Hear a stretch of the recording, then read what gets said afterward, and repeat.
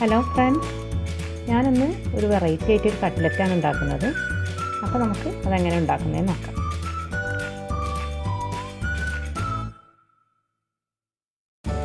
ആദ്യം തന്നെ ഒരു ബൗളിലേക്ക് 2 മീഡിയം സൈസിലുള്ള ഉരുളക്കിഴങ്ങ് പുഴുങ്ങി ഒന്ന് ഗ്രേറ്റ് ചെയ്തെടുക്കാനത്.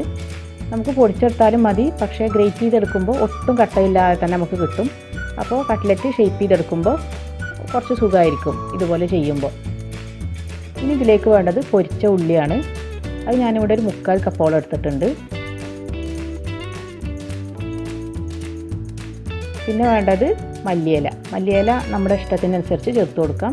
ഞാനിവിടെ 1/2 കപ്പോളം ചേർത്തിട്ടുണ്ട്.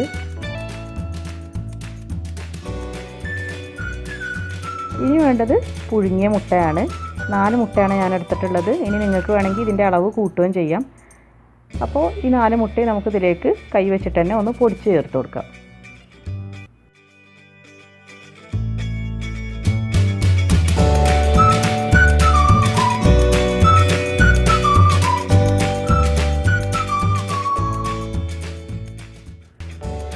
ഇനി ഇതിലേക്ക് കുറച്ച് മസാലപ്പൊടികൾ ചേർത്ത് കൊടുക്കാം. അതിന് തന്നെ ഒരു 1/4 ടീസ്പൂൺ മഞ്ഞൾപ്പൊടി ചേർക്കാം.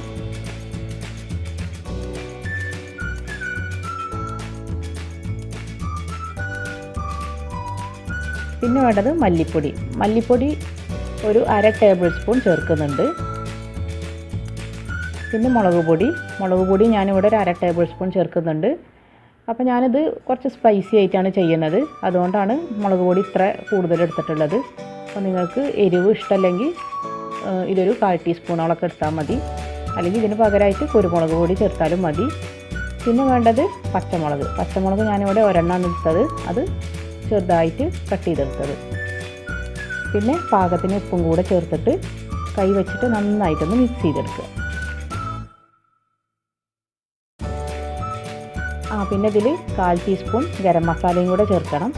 ഞാനത് ആദ്യം തന്നെ ഇടാൻ മറന്നു പോയതാണ്. അപ്പോൾ അതും കൂടെ ചേർത്ത് ഒന്നും കൂടെ മിക്സ് ചെയ്തെടുക്കുക.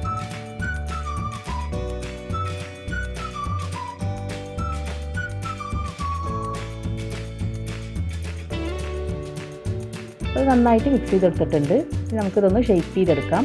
അപ്പോൾ കയ്യിൽ അല്പം ഓയിൽ തടവിയതിന് ശേഷം കട്ട്ലറ്റ് നമുക്ക് ഷേപ്പ് ചെയ്തെടുക്കാം.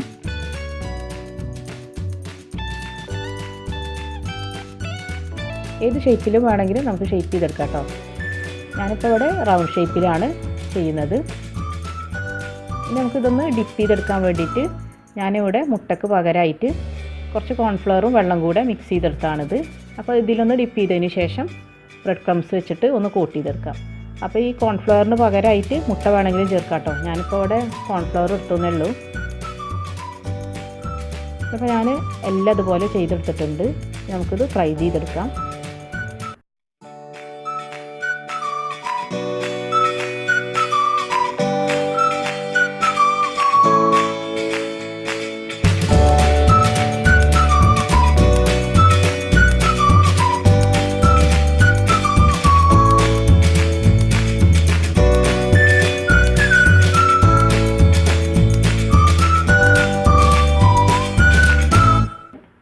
ഇതാ നമ്മുടെ ടേസ്റ്റി ആയിട്ടുള്ള എഗ് കട്ട്ലറ്റ് ഇവിടെ റെഡി ആയിട്ടുണ്ട്.